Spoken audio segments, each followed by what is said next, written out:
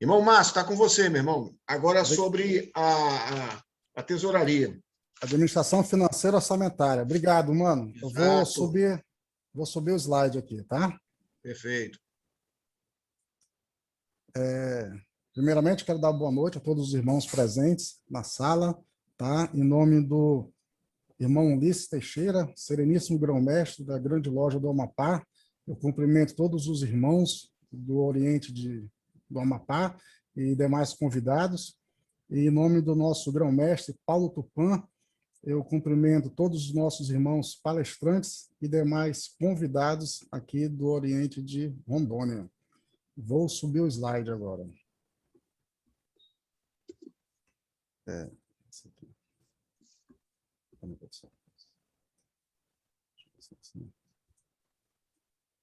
Só um instante, meu irmão. Fica tranquilo, Márcio. Tá, essa aqui é a tela inicial do nosso ciclo de palestras aqui da ULAMAP. A glória do grande arquiteto do universo, meus irmãos. Eu vou discorrer um pouco sobre gestão financeira e orçamentária para a loja maçônica, podendo ser aplicável também à potência e às subsidiárias. Meu nome é Márcio Silva Paz, eu sou membro ativo da Benemérita Loja Simbólica Geraldo Lima, número 24, e a Benemérita Loja Simbólica Lux e Tênebres, número 47, da Grande Loja do Estado de Rondônia. Estou atualmente no cargo de secretário adjunto de planejamento da Glomaron e fui na gestão passada do sereníssimo grão-mestre irmão Aldino, presidente da Amaro, nossa associação maçônica de assistência do estado de Rondônia, que trata do nosso pecúlio maçônico, e fui tesoureiro em 5 gestões nas lojas simbólicas Suprema Razão, número 25, e Geraldo Lima, número 24. Uma breve apresentação aos irmãos. Inicio com o compromisso do irmão tesoureiro, que ele faz ao receber as chaves na sua posse. Então, irmão tesoureiro, eu vos revisto, deixa eu diminuir um pouco aqui. Irmão tesoureiro, eu vos revisto com vossa joia, uma chave. Devo lembrar-vos que o vosso dever é zelar pela perfeita arrecadação das contribuições dos obreiros e de outras receitas, bem como pela exata execução das despesas da loja. Deveis ser pontual na entrega à nossa grande loja de todas as taxas que por lei lhe são devidas, pois disso sois o responsável. Então, esse é o nosso compromisso do cargo de tesoureiro, do qual vamos discorrer. Como conceito inicial, eu trago aqui de gestão financeira.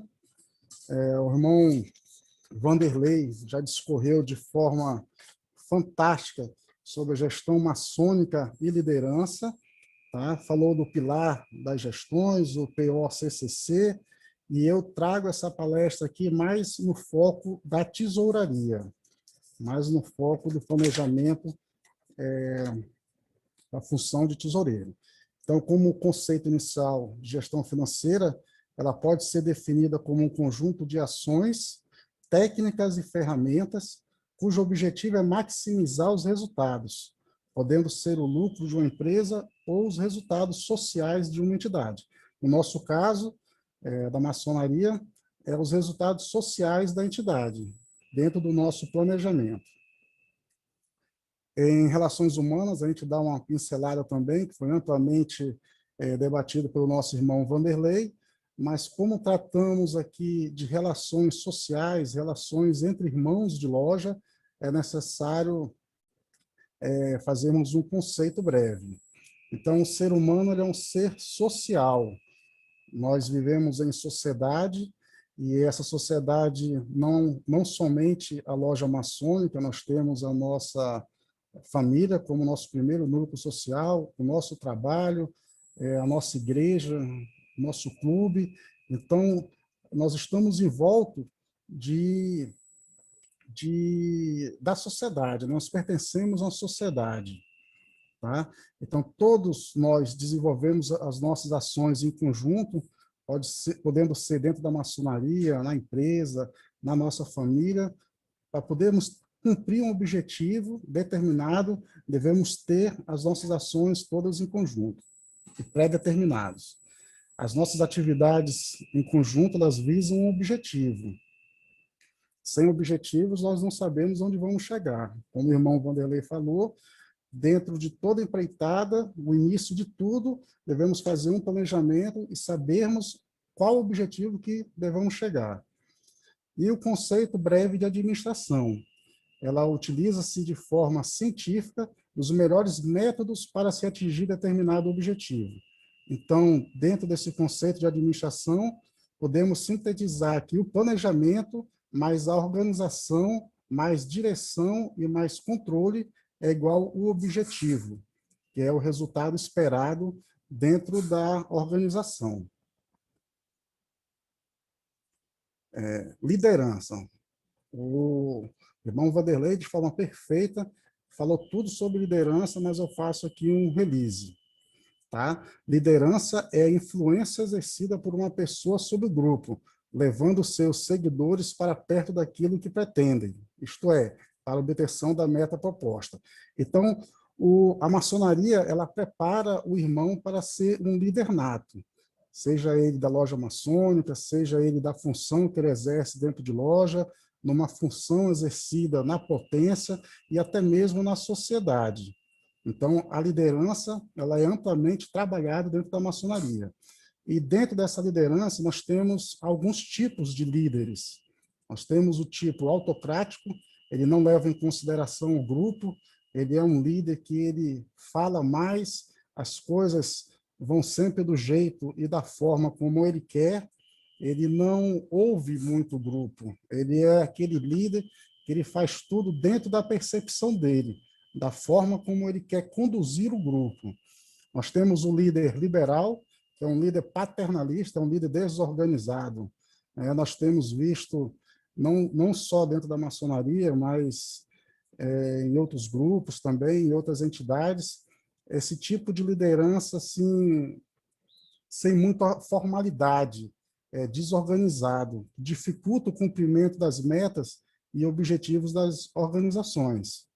E temos o líder democrático, é o líder que respeita o grupo, ele respeita as opiniões, as capacidades dos irmãos, tratando de lojas, os limites individuais de cada irmão, o tempo de cada irmão, a disponibilidade de cada irmão para trabalhar para a loja e constrói de forma conjunta o planejamento. Então, todos contribuem.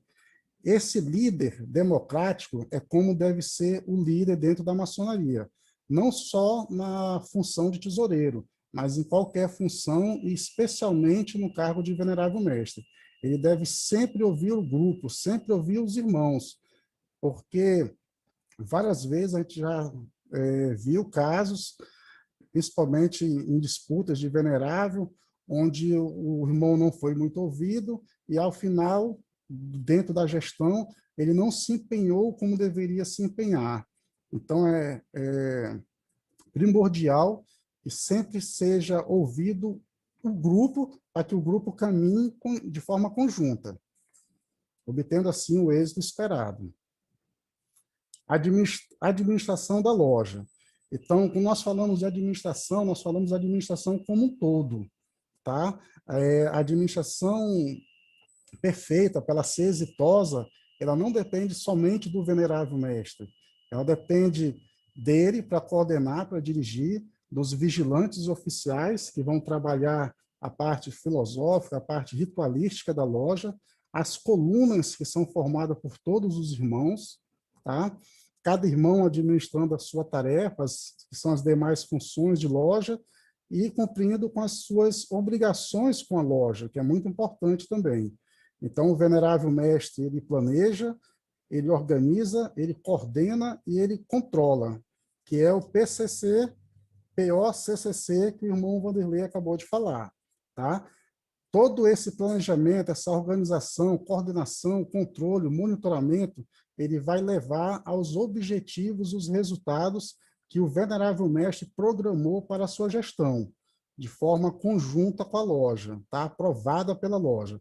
Ele faz um plano de ação para a sua gestão, e assim que ele assume, ele apresenta para a loja para que todos tenham ciência e deliberem esse plano de ação para que ele possa executar durante sua gestão. E como o irmão Vanderlei falou, pode ser para angariar irmãos para a loja, pode ser para resgatar irmãos afastados, seja para fazer uma reforma na loja, tá? Qualquer objetivo que a loja pretenda fazer dentro da gestão de um venerável, ele deve tabular, passar pelos irmãos para ver as opiniões, ser aprovado pela loja para poder ser executado dentro de sua gestão. Planejando a loja. Quando o venerável mestre assume a loja, tá, ele tem que sentar com a sua gestão e começar a fazer o preparo da loja para a sua gestão, o tempo que ele vai ficar à frente da loja. Então, ele tem que fazer um planejamento. Primeiramente, na parte administrativa, ele deve fazer um diagnóstico. Então, ele vai ver como está a secretaria da loja, como ele recebeu a secretaria, se a documentação está toda em dia, se a secretaria está devendo alguma resposta, algum encaminhamento para a potência, se tem algum agradecimento a fazer, como está a questão de progressão dos irmãos, os controles para elevação, exaltação e iniciação dos irmãos. Como está a chancelaria, como é que está o cadastro dos obreiros, como é que está o cadastro das datas dos irmãos, quais datas importantes da gestão o venerável mestre ele pretende trabalhar, Dia das Mães, Dia dos Pais, os aniversários dos irmãos, como ele vai fazer essa parabenização do irmão, se vai enviar um cartão, se vai enviar uma flor, o Dia da Mulher, entendeu? Então, esses dados precisam estar de forma controlada dentro da chancelaria. A questão da personalidade jurídica, como está a minha loja, se ela já está com a personalidade jurídica, ela já tem um CNPJ, como está esse processo, se está em andamento a questão dessa regularização, e o patrimônio, como está o patrimônio da minha loja? Tem cadastro de patrimônio? Eu tenho algum controle dos bens que a loja tem? Porque eu estou recebendo uma loja que não tem controle de patrimônio, então eu tenho que, durante a minha gestão, colocar em pauta a providência necessária para fazer esse controle, para quando o venerável for passar a loja para a próxima gestão, passar com todos os bens inventariados, tudo controlado e dentro do seu relatório de gestão. Na parte financeira, planejando a loja, na parte financeira, eu já venho mais para o ofício do irmão tesoureiro.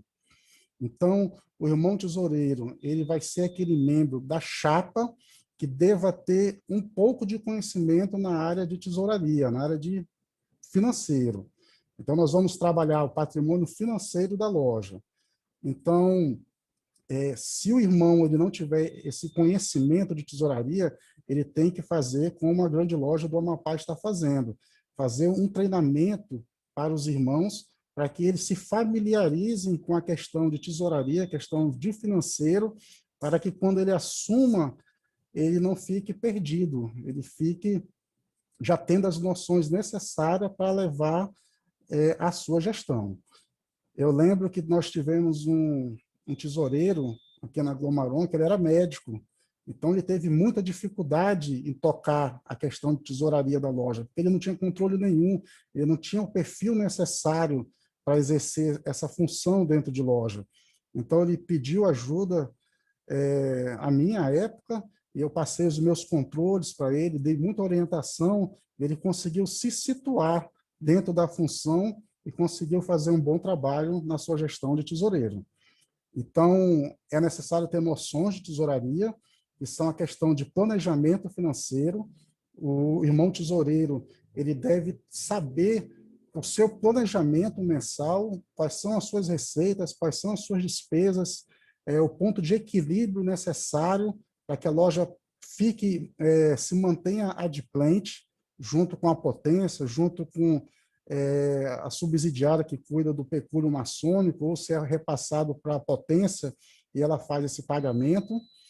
A questão de transparência, tá? O tesoureiro ele tem que ter uma política de transparência dentro da loja, porque os irmãos, quando eles pagam as per capitas, eles têm o direito de saber aonde esse valor é aplicado, então sempre trabalhar a questão de transparência.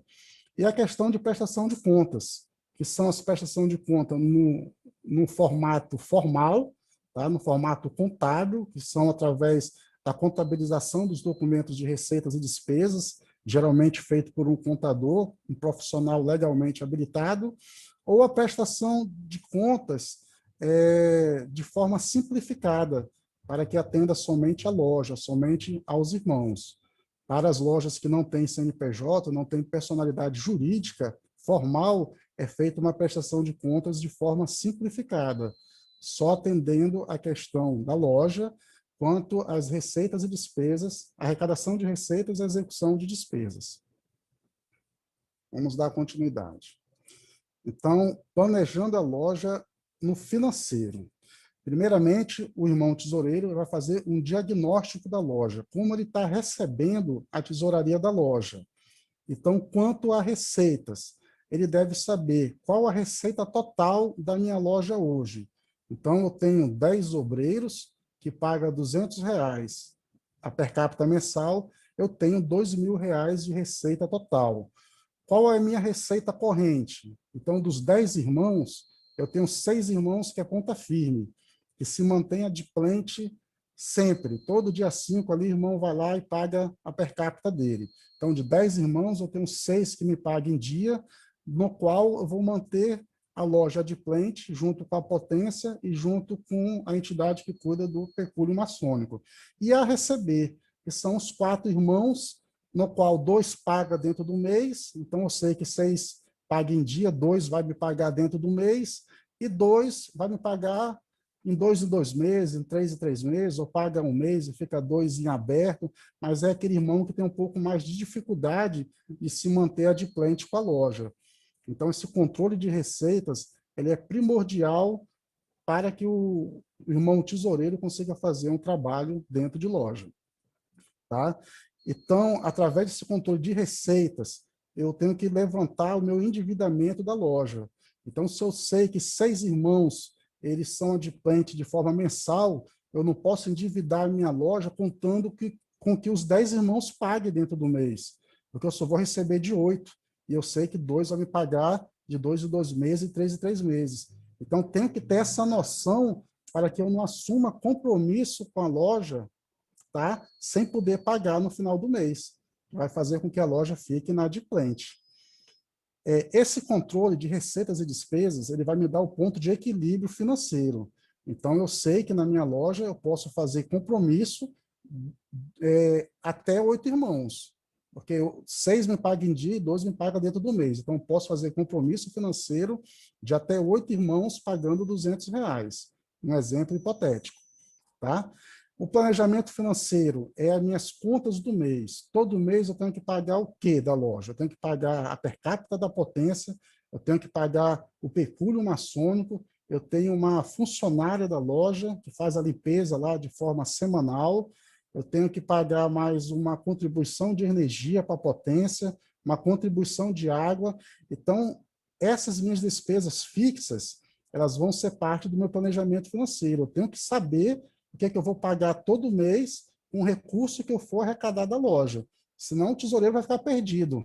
Ele vai pagar a potência, não vai pagar o pecúlio, paga a potência do pecúlio, não paga a prestadora de serviço, então tem que ter essa noção. Tá?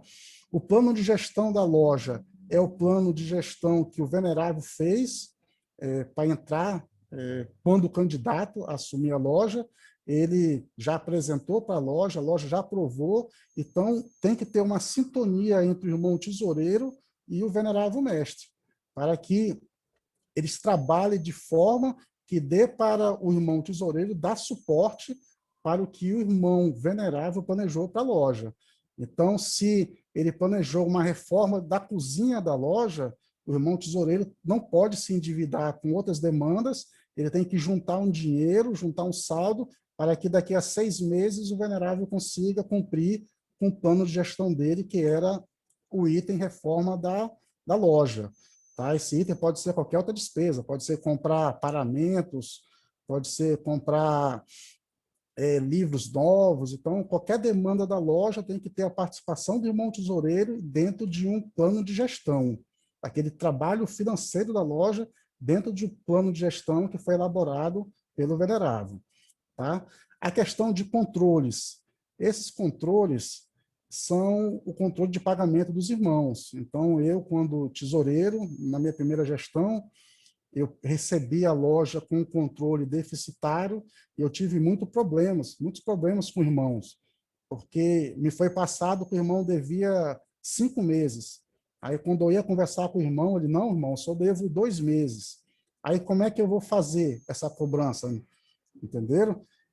Me foi falado 5 meses, o irmão dizia que só devia 2 meses, eu não tinha um controle efetivo, não tinha um controle que eu pudesse provar para o irmão que ele estava inadimplente 5 meses. O que é que eu fiz? Então, mano, está em 2 meses pendente? Me passa esses 2 meses. Eu vou passar, doravante, fazer um controle mais efetivo, de forma que o irmão tenha o seu controle pessoal e a loja tenha um controle. Então, o que é que eu planejei? Eu fiz uma ficha de cada irmão, onde eu colocava o mês e o valor. Então, toda vez que o irmão me pagava, eu dava o recibo para ele e ele assinava o meu controle.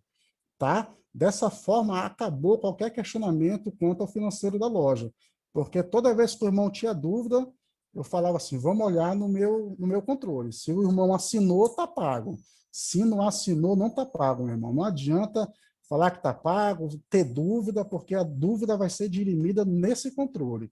Então, foi um combinado que nós fizemos, a gestão com a loja, e deu muito certo. Tá? Eu trago como experiência, e combinou com o irmão de pagar e assinar, tem que estar assinado.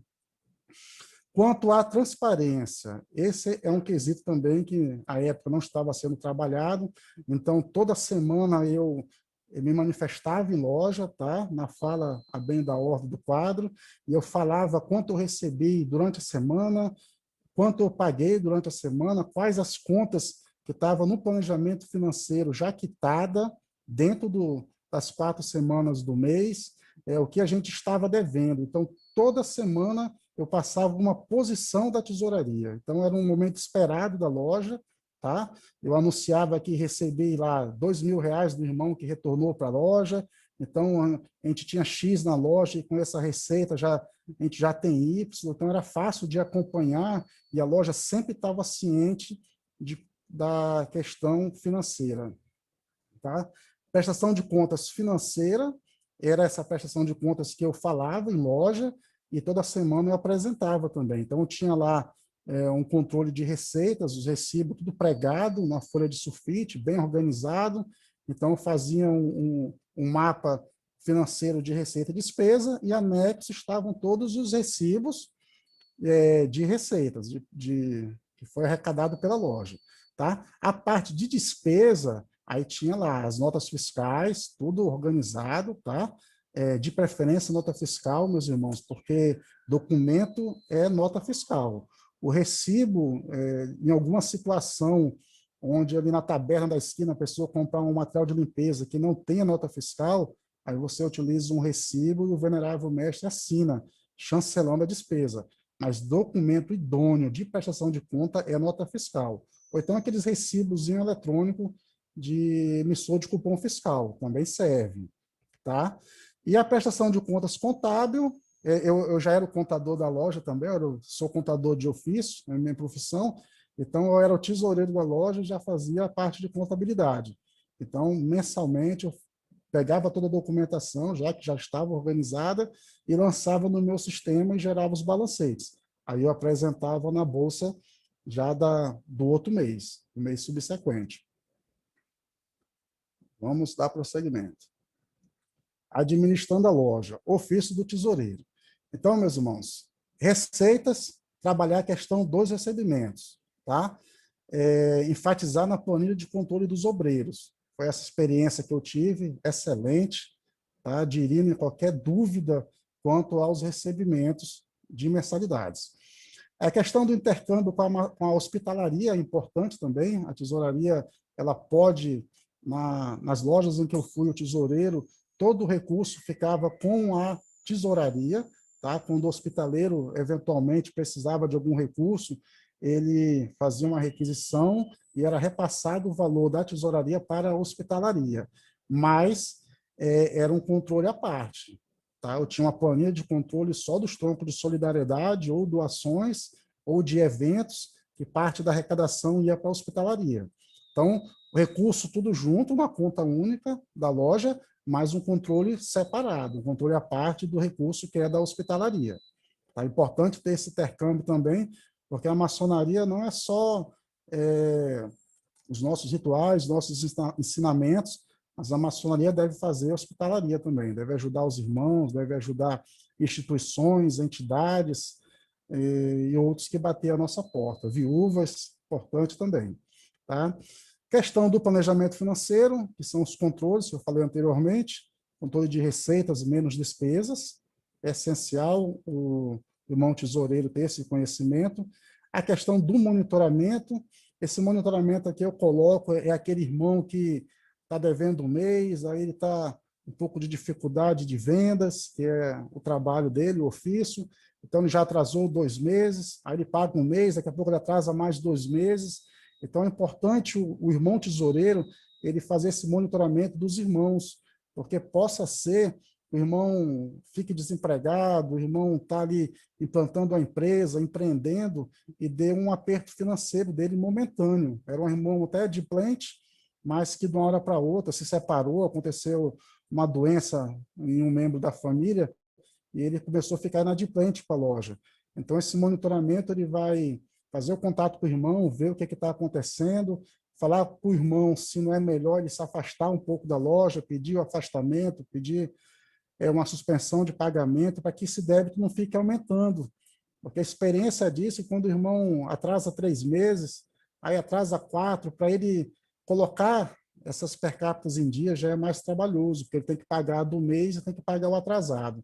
Então, essa questão de monitoramento é muito importante, e até para informar para a loja, informar para o venerável mestre, a questão da inadimplência. E às vezes é melhor se fazer cumprir o regulamento, pedir a cobertura do irmão, do que penalizar a loja, porque a loja ela paga as per capita para a potência e paga o pecúlio, acredito que a grande loja da Amapá é assim também, independente do irmão pagar. Então, as lojas elas são como se fosse um substituto tributário. É mais fácil cobrar da loja, que tem 20 irmãos, do que a potência cobrar 20 irmãos. Então, ela vai emitir um borderô para a loja, independente da loja arrecadar ou não, ela tem que cumprir essa obrigação para com a potência, para com o pecúlio, e depois a loja vai trabalhar a questão de arrecadação com os irmãos para manter o caixa em dia. Então, primeiramente, ela paga, e depois ela vai trabalhar para receber de volta e repor o recurso no banco. Tá? Então, vamos trabalhar questões de adimplência dos irmãos, essencial, o ponto de equilíbrio, para que eu saiba quanto eu devo receber e quanto eu devo gastar no mês, para que eu fique pelo menos empatado, eu não fique, não ocorra de ficar endividado, não ocorra o endividamento da loja. Se eu não conseguir manter pelo menos o ponto de equilíbrio, de saber que eu tenho que arrecadar 5 mil para poder pagar a despesa fixa de 5 mil, vai ocorrer o endividamento da loja. E quando o venerável mestre for passar a gestão, ele vai ter que passar dizendo que ele deixou de pagar o pecúlio maçônico para a potência 6 meses, como nós já tivemos essa experiência aqui. Nós tivemos casos de venerável que passou uma gestão, passou 12 meses e não conseguiu cumprir com fazer um bom trabalho na área de financeiro, de tesouraria, e deixou vários meses de pagar o nosso pecúlio maçônico. Então, para fazer essa regularização da loja, eu preciso mexer na nossa legislação, eu preciso propor parcelamentos, até parcelamentos longos, para que a loja pudesse colocar dentro do seu planejamento a per capita do mês e o saldo do parcelamento das per capitas anterior. Então, meus irmãos, é de suma importância esse entendimento, tá? Para trabalhar a adimplência, ponto de equilíbrio e endividamento da loja. A questão dos controles é a guarda dos movimentos de receita e despesas. Esses documentos aqui, eles são trabalhados de forma mensal, de forma contínua, quando o irmão tesoureiro ele sai do mandato dele, ele deve passar esse movimento dentro de uma pasta Z, dentro de um clipe, para o próximo tesoureiro, porque vai ser apresentado essa documentação para o Conselho de Finanças ou a Comissão Fiscal, para que emita o parecer das contas da gestão para ser posteriormente aprovado em loja. Então, se o irmão ele não tiver uma guarda efetiva desse movimento de receita e despesas, lá na frente vai dar um problema para a loja. Como é que a loja vai encaminhar documento se está faltando documento para a Comissão de Finanças? Então, o irmão tesoureiro ele pode até prejudicar a loja por falta de uma desorganização.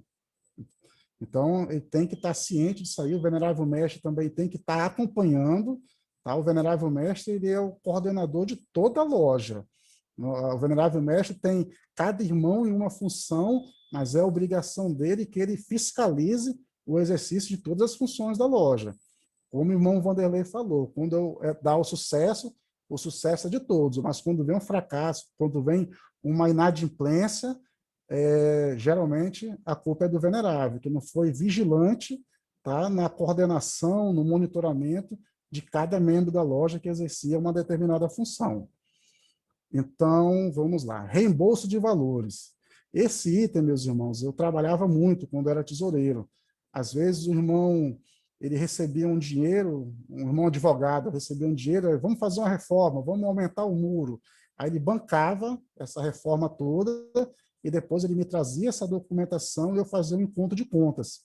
Então tinha irmão lá que ele fazia uma determinada obra, botou vidro na lateral da loja. Esses vidros foram um valor significativo. Então ele adiantou vários meses as per capitas dele. Então ele me apresentava a documentação, eu fazia um encontro de contas e ele assinava o meu controle já um ano na frente. E eu dava uma certidão para ele de quitação de que ele pagou 7 meses adiantado, 10 meses adiantado. Então, é uma forma de se trabalhar também. Às vezes o irmão tem mais disponibilidade financeira, o venerável mestre quer fazer uma obra que não tem esse dinheiro todo, então ele pode chegar no irmão e falar assim, irmão, faz essa obra toda, levanta esse muro todo, presta conta que eu te dou aí 1 ano, 2 anos de adimplência. É uma forma também de se conseguir cumprir com os objetivos da loja, o planejamento anual da loja. Essa questão de reembolso de valores é compensação de mensalidades. Então, o irmão vai, se conseguir trabalhar nessa forma, tiver algum irmão disposto, ele vai ficar compensando as mensalidades dele até a total quitação do dinheiro do recurso adiantado. A questão do caixa é da documentação, vai ser repassado para a próxima gestão, e o arquivo é a forma como o irmão deve repassar para o próximo tesoureiro. Tem que ser de uma forma organizada, tem que ser, eu fazia os recibos, as notas fiscais, tudo pregada na folha de ofício, botava em ordem cronológica, fazia tudo mês a mês, aí fazia uma capa, botando lá mês de janeiro, fazia um campo de assinatura do tesoureiro, o venerável mestre também assinava, que ele chancelava toda aquela execução do mês, toda a receita e toda a despesa. Administrando a loja. Questão de transparência. O que eu já falei anteriormente, informações periódicas da situação da tesouraria. É importante, meus irmãos. Nós temos muitos irmãos que eles se mantêm adimplentes e eles são exigentes na questão de saber o que a loja está fazendo com os recursos que ele está pagando. Então, é direito do irmão e eu penso assim que é uma questão que deva ser bem trabalhada em loja. Quem paga quer saber onde o seu recurso está sendo aplicado. Até a questão de transparência, a questão de cumprimento da nossa legislação maçônica. Comissão de Finanças para aparecer das contas. Então, para grande loja do Amapá, o irmão Ulisses falou que é feito de um acompanhamento mensal. Então, na nossa legislação aqui, é encaminhado para a Comissão de Finanças de forma anual, mas a forma da Glomap é bom, é melhor, porque já tem como a Comissão de Finanças ir acompanhando de forma mensal. E quando vê que não está dentro de um padrão exigível, aí já faz uma notificação, olha, melhor aqui, bota aqui em ordem cronológica, vamos organizar mais, para que no outro mês esteja melhor. Então, ao invés de notificar o mês de janeiro no outro ano, ele vai notificando mês a mês e vai orientando ali o irmão tesoureiro, o irmão venerável, para que se consiga trabalhar a questão de tesouraria de uma forma eficiente e transparente. Prestando contas. Então, são os relatórios mensais. Esses relatórios eles podem ser através de prestação de contas simplificada, que vai ser aquela planilha de receitas de um lado, despesas de outra, saldo anterior mais receitas. Aí embaixo, saldo final. Aí, na outra coluna, despesas. E embaixo, o saldo a transportar. Então, isso aí é uma prestação de contas simplificada, uma prestação de contas que atende a loja maçônica, onde todos vão saber quanto foi arrecadado no mês e quanto foi executado no mês, devendo ser afixado ali na porta da loja, na questão do mural, para que todos os irmãos fiquem cientes. Agora já pode mandar por WhatsApp também, manda no e-mail dos irmãos, que é uma forma de se acompanhar a loja na questão do financeiro. E a prestação de contas contábil, que já é a prestação de contas dentro dos padrões exigidos da contabilidade, os padrões formais, que são a contabilização da documentação, que vai gerar os balancetes de forma mensal e o balanço anual. Tá? Para o contador trabalhar essa parte de contabilização, aí já é exigido da loja, da potência, de qualquer entidade, da empresa que seja, uma organização melhor, porque aí já traz implicação para o profissional contador. Ele não pode estar toda hora contabilizando despesa através de um recibo simplificado, tem que criar um padrão de recibo, dar preferência para a nota fiscal, que é o correto, emissor de cupom fiscal. Então, assim, uma loja desorganizada, uma entidade, uma empresa desorganizada, quando ela vai querer cumprir essa prestação de contas contábil exigida por um banco, para um financiamento, se não tiver organizado, aí já dá uma implicação para o contador, já começa a criar uma certa dificuldade para cumprir essa exigência.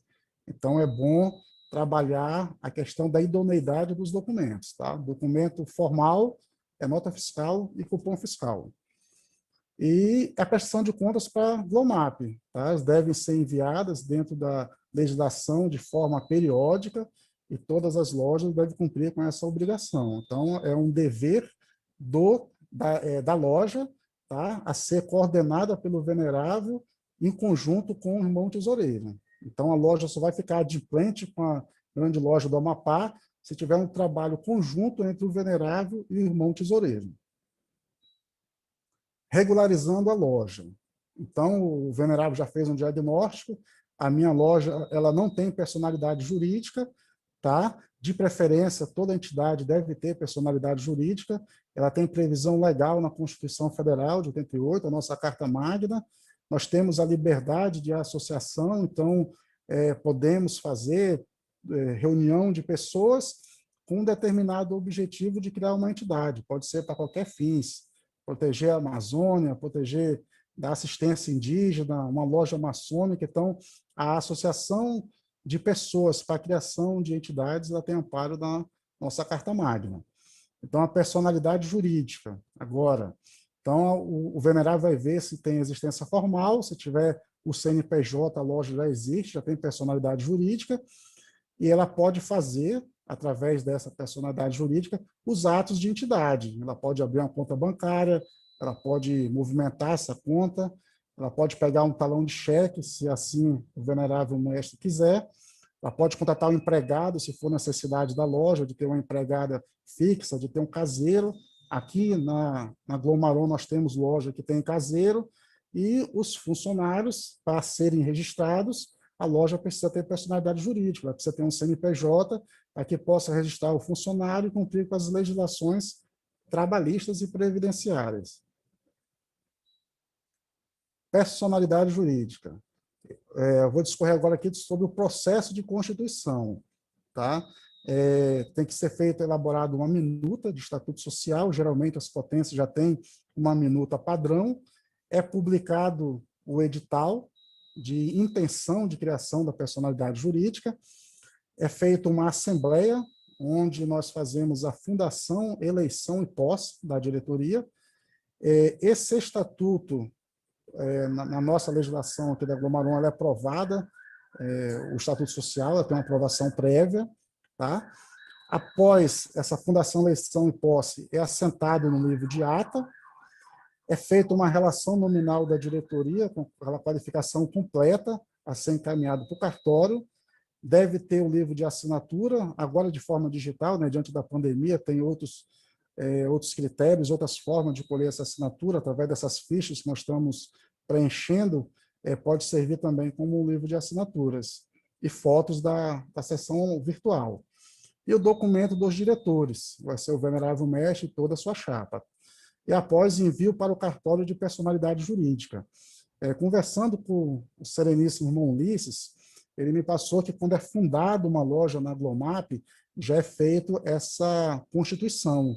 Então, as lojas da Glomap, elas são filiais, elas são filiais do CNPJ da grande loja. Então, quando vai criar uma loja, já faz um ato de criação da loja e depois faz essa parte de fundação que é necessário para o registro civil no cartório. O cartório ele não vai fazer um CNPJ, ele não vai chancelar, registrar a criação de uma loja sem passar por esses passos aqui necessários para atendimento da legislação civil.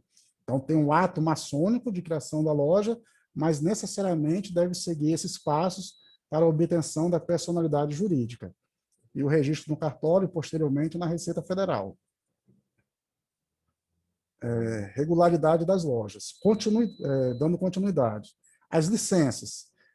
Após o registro no cartório, é pego essa documentação, encaminhado para o contador, para ele fazer um DBE, que é o documento básico de entrada, o documento feito no sistema da Receita Federal, e após é feita a obtenção do CNPJ. Com o CNPJ e o registro no cartório, é requerido o alvará de funcionamento do bombeiro, essa legislação aqui ela é nacional, ela é obrigatória agora, inclusive às vezes eles pedem fazer algumas adequações em tempo também, nós tivemos que passar por um aumento de porta, fazer uma porta lateral para a questão de incêndio, extintores de incêndio, tem uma legislação que tem que ser seguida para obter esse alvará de funcionamento.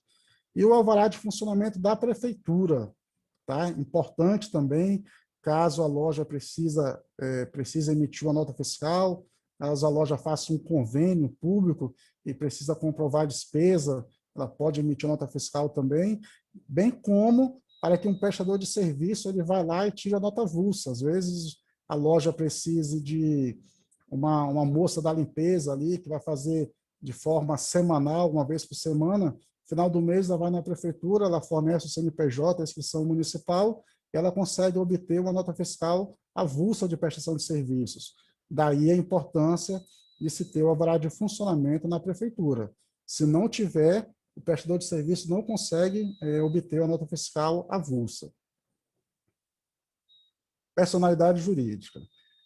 Nós temos também um enquadramento no novo Código Civil, né, que já é antigo, já tem alguns anos, mas ele diz da responsabilidade civil dos diretores de loja. Não só diretores de loja, tá, meus irmãos? É de qualquer entidade. Então, ele dispõe, em caso de abuso da personalidade jurídica, caracterizado pelo desvio da finalidade ou pela confusão patrimonial, pode o juiz decidir, a requerimento da parte ou do Ministério Público, quando lhe couber intervir no processo, que os efeitos de certas e determinadas relações de obrigações sejam estendidos aos bens particulares dos administradores ou sócios da pessoa jurídica. Tá? Esse instituto, quando não observado a necessidade de organização mínima de qualquer entidade, de qualquer empresa, numa eventual situação de não execução de um convênio, vamos supor, uma entidade pegou recurso público, não conseguiu prestar contas desse valor, ou sumiu com recurso, fechou as portas, pode o juiz, a pedido da parte que forneceu, repassou o recurso financeiro, ou da parte prejudicada, ela pode arguir na justiça a desconsideração da personalidade jurídica. Tá? Ele é adotado pelo Código de Defesa do Consumidor e tem várias situações de aplicações, como convênios, tá? Não prestação de contas de convênio, execução fiscal, executa uma loja, a loja não tem dinheiro, tá? Aí pede a desconsideração da personalidade jurídica e pode vir acarretar dano aos bens da diretoria da loja, aos bens do venerável mestre. Então, daí a importância de se ter uma gestão financeira, orçamentária e administrativa bem feita, tá? Para não vir a ter problemas futuros. A regularidade contábil, toda entidade ela deve fazer, obrigatoriamente, né, pela legislação, ela deve fazer a parte contábil. Muitas empresas, aí Brasil afora, microempresas, elas não fazem. Eu tenho um cliente que não tem nem interesse de fazer contabilidade. O cara movimenta recurso pessoa física junto com pessoa jurídica, a pessoa jurídica recebe o dinheiro lá do trabalho, ele compra uma caminhonete para ele, compra boi, faz tudo com dinheiro, viaja para o exterior. Então, eles mesmos não têm interesse de fazer contabilidade porque eles são desorganizados.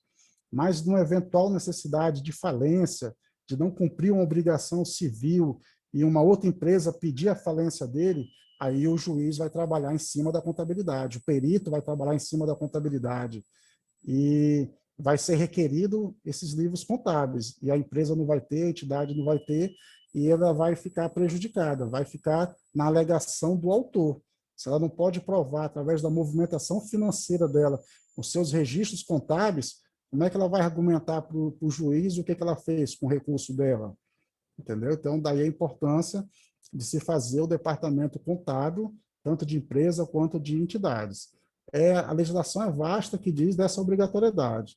O Código Civil, Lei de Falência, Lei das SAs, a própria Previdência Social, o Regulamento do Imposto de Renda, o Código Tributário Nacional, o Estatuto Nacional de IME e EPP e a Lei de Registros Públicos.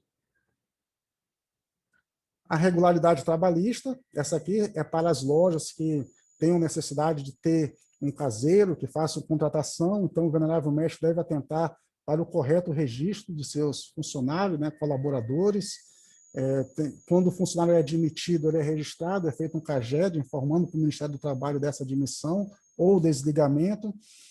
É necessário fazer folha de pagamento mensal, pagamento dos encargos, FGTS, INSS, precisa ter um controle de férias, tá? 13º anual, adiantamento final, é pago a todo colaborador, e o envio do arquivo do e-social. Isso aqui já está em implantação, mas alguns tipos de entidades já estão enviando, alguns tipos de órgão público está enviando, e vai ser uma situação que vai dar muita multa para a empresa, para entidades que não tiver um mínimo de organização nessa parte trabalhista. Então, vai ter eventos que vão ser necessário estar enviando de forma periódica, de forma permanente, e tem que estar adequado a essa legislação, sendo necessário o auxílio de um contador, legalmente habilitado e que esteja atualizado para cumprir com essa obrigação trabalhista. Maçonaria executiva. Maçonaria executiva, ela é uma gestão financeira e responsável, tá? Ela pode ser aplicada pela potência maçônica, pela subsidiária e pelas lojas. E essa maçonaria executiva, ela é um conceito de gestão maçônico baseado em princípios de gestão responsável, tá? Eficiente e científica. Ela foi implantada pelo Sereníssimo Grão-Mestre Aldino Brasil, em sua gestão aqui na Grande Loja do Estado de Rondônia, no período de 2015 a 2019, e ela tem como base o PDCA, tá? Que é o planejamento, o desenvolvimento, checagem e agir. Então, é uma forma de gestão administrativa quase igual a que o irmão Vanderlei falou, POCC ou POCCC, elas são fundamentos administrativos, já de forma científica, que vão levar a entidade a um maior controle, tanto na parte administrativa, como financeira, como operacional, e trazendo aí o sucesso em sua gestão e no seu propósito. Foi amplamente divulgado aqui, o nosso grão-mestre deu várias palestras aí, Brasil afora, difundiu muito essa questão de maçonaria executiva. Ela foi implantada aqui quando nós estávamos em início de gestão e percebeu-se que algumas lojas ela não tinham uma gestão eficiente.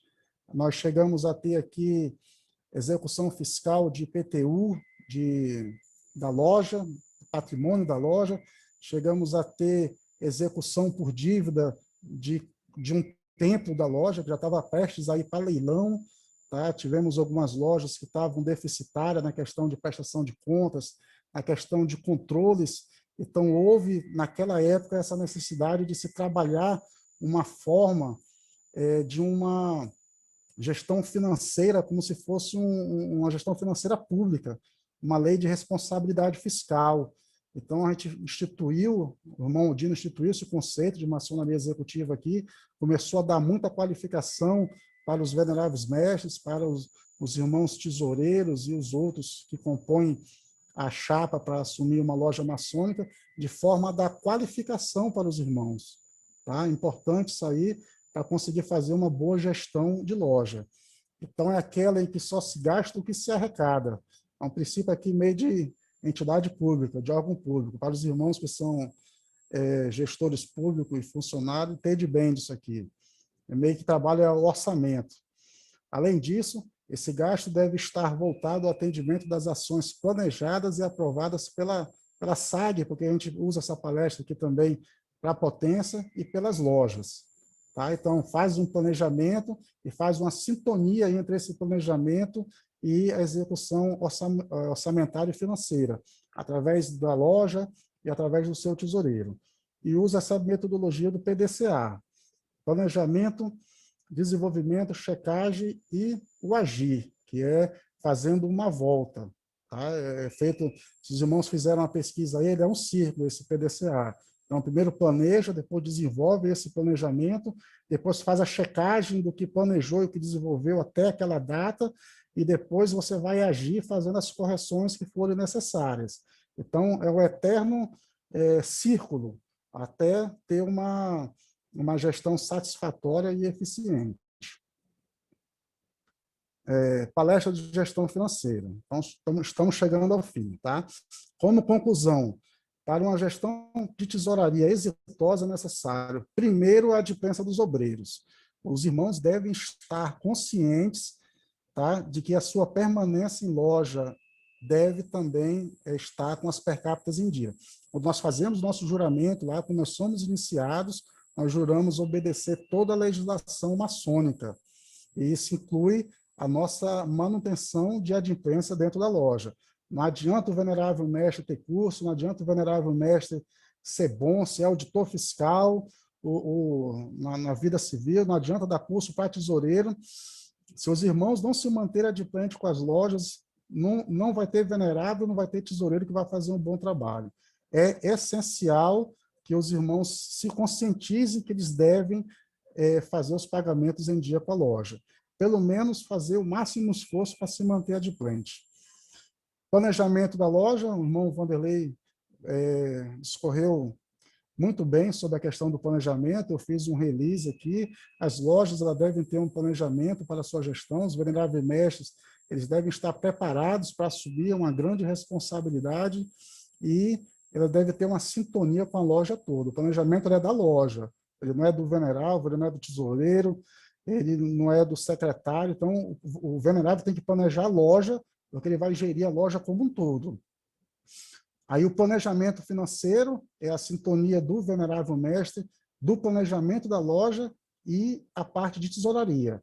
Os três têm que estar falando ali a mesma língua, têm que estar em sintonia para poder ter uma gestão exitosa.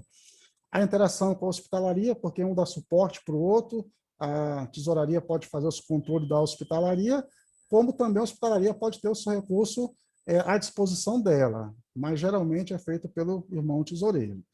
Questão de transparência, tá? É primordial também trabalhar essa parte, e a questão de prestação de contas para atender a loja, a nossa legislação maçônica de acompanhamento e a legislação civil e contábil. As referências, essas aqui foram as referências que foram usadas para a elaboração desses slides, tá? Nossa legislação da Glomaron, tem uma apostila também da administração financeira de loja maçônica que eu preparei à época, e livros de administração em geral que falam sobre a administração financeira orçamentária, administração estratégica, tem muitos até na internet em PDF. Algumas dúvidas, vamos deixar para o final, que a gente faz um bate-bola aqui rápido sobre todas as questões. Aqui eu deixo a minha gratidão pela oportunidade, tá, de estar fazendo essa palestra aqui para a grande loja do Amapá. Deixo meus contatos aqui, Márcio Silva Paz, sou mestre maçom. O meu e-mail aqui é o meu e-mail profissional, do meu escritório de contabilidade. Eu sou servidor público também, mas eu tenho um escritório contábil. Então, mapacontabilidade@hotmail.com. Deixo o meu celular com o Zap, meu Facebook, meu Instagram, tá? Uso aqui uma gratidão aqui que a gente usa no movimento escoteiro, sou escoteiro também, faço parte desse movimento. Então, deixo o meu gratíssimo a todos os irmãos da grande loja do Amapá, todos os visitantes, todos os irmãos da grande loja de Rondônia. Irmão Vanderlei, eu quero saber sobre a inadimplência. O irmão que está inadimplente, por exemplo, vários meses, eu quero saber como fica, qual é o procedimento do irmão tesoureiro em relação a ele, aquele que está vários meses e às vezes paga um mês, e quero saber qual é o procedimento, se há alguma cobrança, assim, como é que é feito esse tipo de cobrança e se há alguma punição, qual é o tipo em relação ao o inadimplente. Irmão Márcio, obrigado pela sua pergunta. Eu posso passar para o irmão Márcio, que é mais a praia dele? Pode. Beleza, obrigado. mano? O irmão Márcio vai responder. Beleza, vou responder. Eu estava querendo fazer uma ponderação aqui, até passei no WhatsApp aqui do irmão Ulisses, sobre essa questão de cobertura, tá? De adimplência do irmão. Na minha fala, eu falei sobre fazer cumprir o regulamento. E teve alguns irmãos aqui que falou assim, acho triste essa situação de irmão estar passando por dificuldade e a loja pediu seu afastamento, tá? Que é fora dos princípios da maçonaria e tal. Meus irmãos, o princípio da maçonaria é a fraternidade, mas toda instituição ela só se mantém em pé, ela só consegue cumprir os seus objetivos se ela tiver a receita. Se a gente, como irmãos, conseguir manter-se adimplente para que a loja consiga fazer alguma coisa.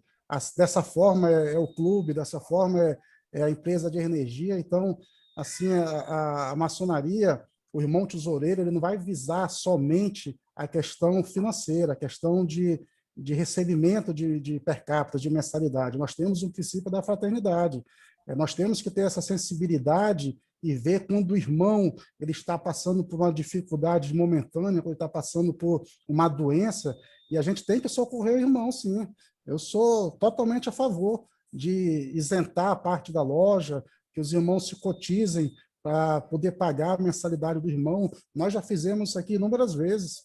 A gente, o meu ex-venerável, foi com a cunhada para o tratamento de câncer no Rio de Janeiro, e a loja isentou ele da parte da loja, tá? No que cabia ele pagar para a loja, e a parte da Glomaron e a parte do pecúlio maçônico, a loja se cotizava e pagou vários meses para ele. Então, assim, a gente não tem que ter essa rigidez quanto ao financeiro. Agora, a gente tem que analisar caso a caso. Eu já tive irmãos, enquanto tesoureiro, que me alegavam uma dificuldade de manter-se adimplente, mas trocava de carro. Quando chegava no final do ano, o cara pegava a família e ia viajar para o Nordeste. Aí não tem condição, né, meus irmãos? A gente tem também que ver essa questão e analisar caso a caso, tá? Na última instância, a gente aplica o regulamento com o afastamento do irmão. E, em muitos casos, até melhor o irmão se afastar do que ele se manter na loja e depois nunca mais ele conseguir voltar para a loja, porque vai virar uma conta impagável e a gente vai estar cobrando o irmão, ele acaba se aborrecendo e não voltando para a loja, dificultando o acesso dele ao retorno. Mas os irmãos tesoureiros também podem propor parcelamentos, tá? Eu já fiz parcelamento para irmão de 20 parcelas, peguei o valor total dele, dividi em 20, dividi em 30, a perder de vista, porque o interesse da loja naquele momento era manter o irmão na loja. Eu fui tesoureiro de uma loja com quase 90 irmãos. Então, lá, 5 irmãos dando um pouquinho mais de trabalho, tendo que propor parcelamento, fazer um controle mais efetivo, não atrapalhava em nada a vida financeira da loja.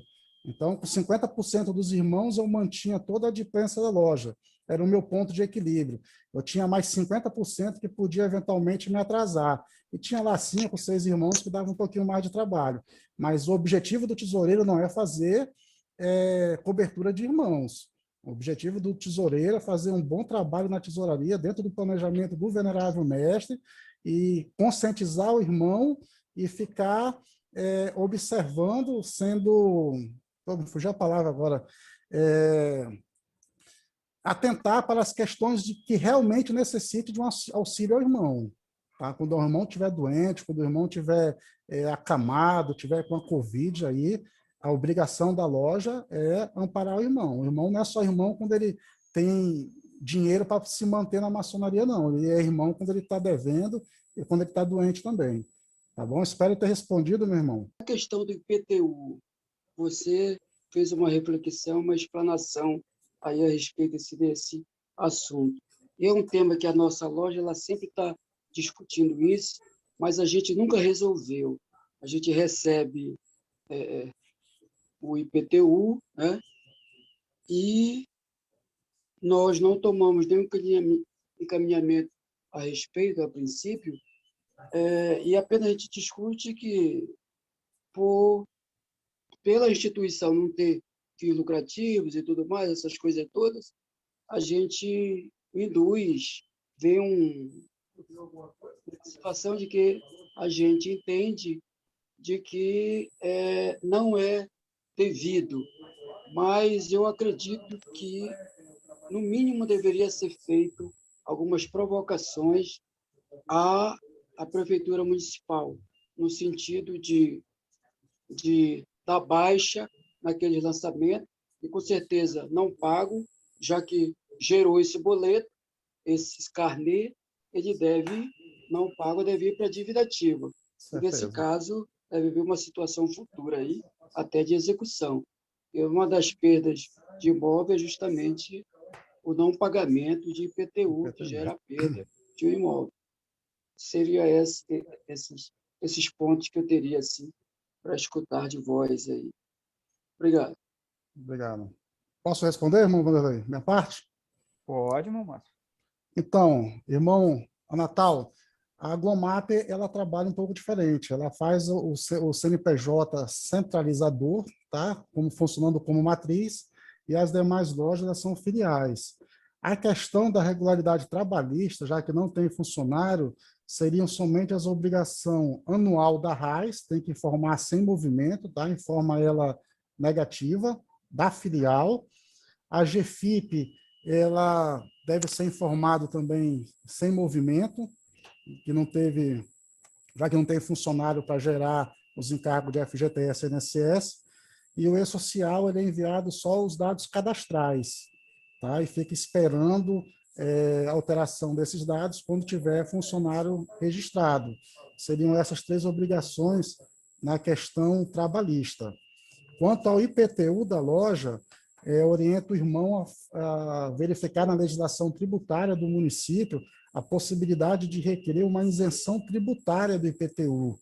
Aí eles vão analisar esse pleito, conforme a luz da legislação deles, e ver a possibilidade de enquadrar nessa isenção. Porque tem legislação que entende que as lojas maçônicas são isentas, e tem legislação que entende que não. Então, tem que ver conforme a legislação do município de vocês.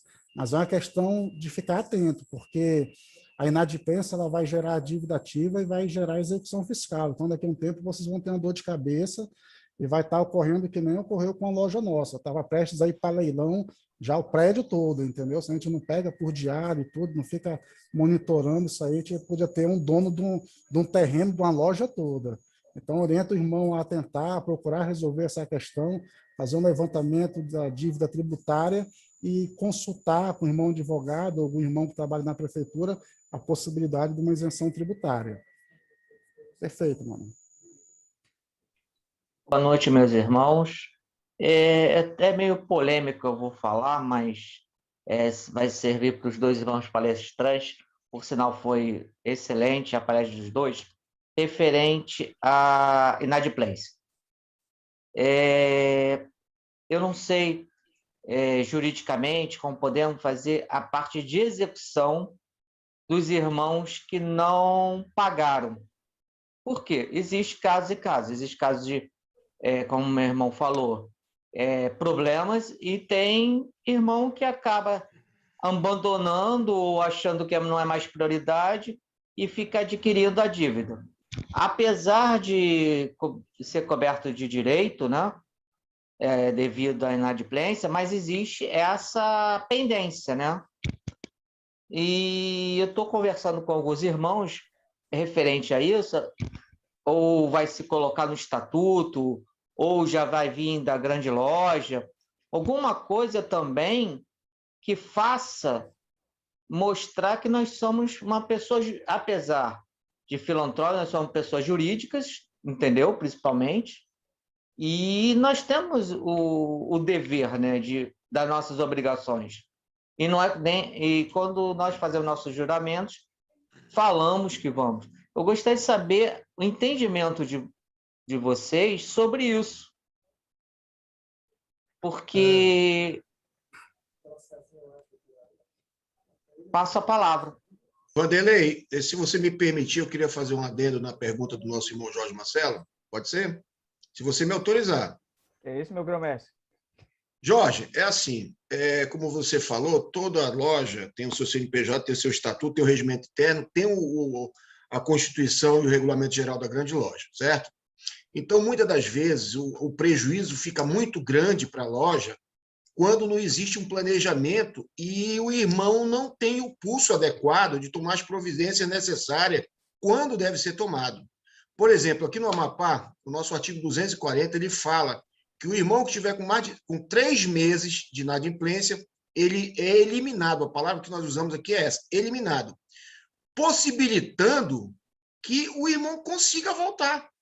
Porque quando você diz... Eu vi até uns comentários aqui no chat, alguns irmãos meio chateados, porque a questão de eliminar, que maçonaria não é só isso. Não, a maçonaria, ela tem suas obrigações. Antes do irmão iniciar, tem um termozinho que ele preenche lá, dizendo que ele tem condição de manter a loja sem prejudicar os seus, aquela coisa toda e tudo mais. Então, se o irmão deve R$300 e não tem ninguém para ajudar ele a pagar, elimina o irmão e ele tem possibilidade de voltar. Diferente de você deixar o irmão acumular uma dívida de 2 anos, 3 anos, que aí você praticamente está alijando o irmão, ele não volta mais. Que ele vai ter que pagar tipo uma taxa de uma joia de iniciação novamente. Então, ele não vai voltar. Então, o mais sensato, o mais correto é o irmão completar o tempo que está no regulamento, que é previsto, que está lá legal, e você tomar as providências que tenha que ser tomado, e pronto. Aqui, nós temos uma situação bem... na minha loja, por exemplo, a gente faz sessão de finanças 2 ou 3 vezes por ano. Não dá tempo do irmão atrasar. Não dá tempo do irmão atrasar, porque quando ele está ali com 2, 3 meses, sessão de finanças, ele corre para pagar 2 meses, já está fora da eliminação. E isso é plano de gestão também, né, para que os irmãos se mantenham adimplentes. Era essa a contribuição que eu queria dar para a pergunta. Agora eu volto a palavra ao irmão Vanderlei. Pode concluir tecnicamente agora, meu irmão. Obrigado, meu Stanislau Gomes. Eu passo para o irmão Márcio aí. O irmão Márcio está caladinho aí. Bom, meus irmãos, eu, nesse tempo que eu estou na maçonaria, nunca vi uma situação de ir para a justiça comum na questão de inadimplência. Nós temos o nosso regulamento, onde, pela nossa legislação, a gente não deve deixar chegar a tanto tempo, né, uma inadimplência do irmão. Então, deu 3 meses, você conversa com o irmão, propõe um parcelamento, se ele explicar que foi uma situação ocasional, decorrente de um motivo justificável, aí você consegue estender mais. Mas, assim, o objetivo do tesoureiro da maçonaria não é excluir o irmão, não é pedir a cobertura do irmão, mas também não deve deixar o irmão passar 1 ano, 2 anos, 3 anos, 5 anos sem pagar. A gente não pode estar fazendo maçonaria e estar bancando o irmão, entendeu? Eu penso assim, a gente deva dar as chances que forem necessárias para manter o irmão dentro de loja, mas a gente também não pode anuir com uma inadimplência tão longa, até porque o pedido de cobertura pode ser proposto até numa sessão de mestre, até por outros irmãos que estejam nessa condição de adimplência, que eu já vi esse caso também. Então, assim, é um trabalho de tesoureiro, de conversa, de ver qual é a real situação do irmão e para ver se estende o prazo dele, se faz um parcelamento ou se aplica a nossa legislação. Mas ir para a justiça civil, justiça comum, para uma execução, eu nunca vi essa situação. Também nunca vi. espero que não tenha que chegar também a uma situação dessa, que seja resolvido na paz, na cobertura, faz a cobertura e faz o parcelamento para o irmão, e assim que ele adimplir, ele retorna à loja. Mas levar uma questão dessa para a justiça comum, acho muito complicado. E até expõe a ordem uma questão assim muito crítica, né? Muito íntima nossa, uma cobrança de per capita ser ajuizada. Levando em consideração a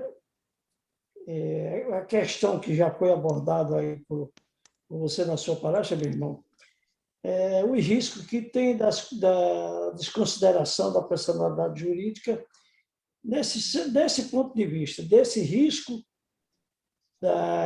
ocorrendo isso, elas, como filial, não causam um problema maior para a potência, não? Causa sim, mano. Geralmente, algumas entidades que são federalizadas, elas fazem um CNPJ independente. Então, tem um CNPJ lá da matriz, do órgão maior, e todas as filiais, né, que seriam vinculados somente estatutariamente.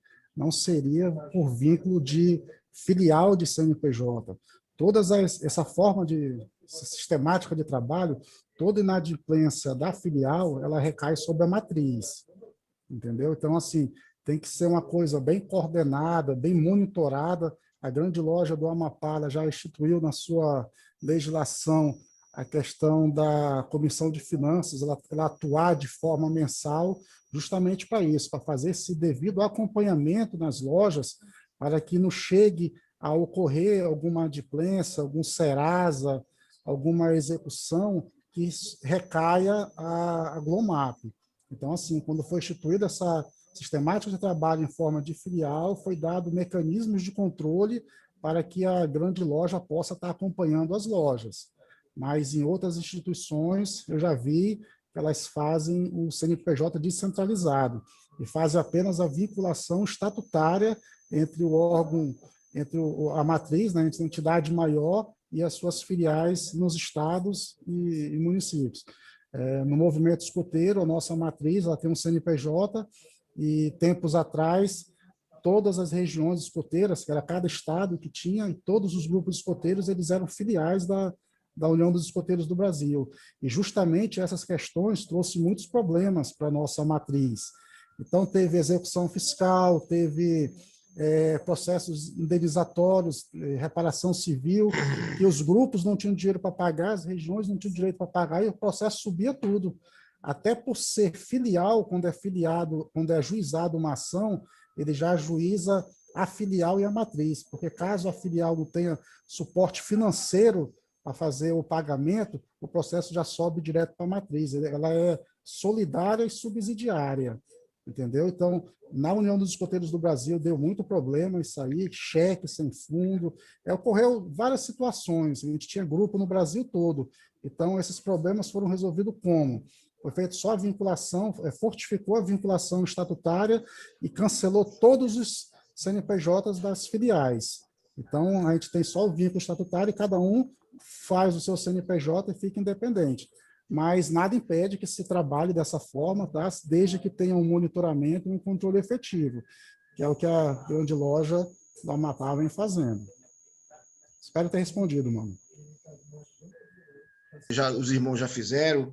Conhecimento é a base de tudo, né? E o que a gente fez hoje foi exatamente isso. Nosso irmão José Carlos, ele estava muito preocupado com a questão de como fazer a motivação das pessoas na loja. A gente tem que fazer a nossa parte.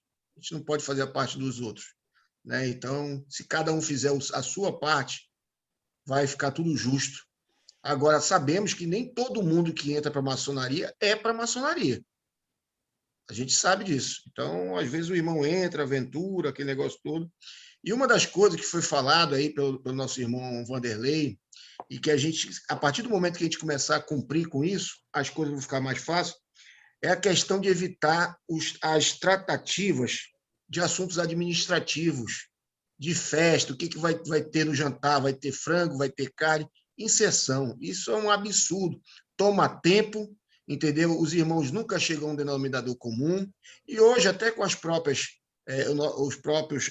aplicativos, você faz a sessão virtual, administrativa, decide tudo. Quando levar para o tempo, já leva tudo certinho, já pronto para encurtar o tempo e você usar o tempo da loja para as questões ritualísticas, para as instruções, que eu acho que é o mais importante de tudo. Mas, meus irmãos, eu estou muito satisfeito com o nosso primeiro dia. Como foi falado, nós tivemos aí, acho que 200, e me corrija, Madrinha, 276 pessoas na sala. E estamos finalizando com 65, até pela adiantada hora, que no Amapá são 23 horas e 31 minutos. Está um clima bem ameno, agora está fazendo mais ou menos 9 graus aqui, né? Acima dos 30. Então, está tranquilo, né? Então, meus irmãos, muito obrigado. Amanhã teremos mais um ciclo de palestras. São mais 2 palestras, todos estão convidados. Podem convidar os membros da loja para participar, que a gente está aqui para difundir o conhecimento mesmo. Ademais, agradecer a todos, desejar uma boa noite de sono e amanhã estaremos aqui novamente. Muito obrigado a todos.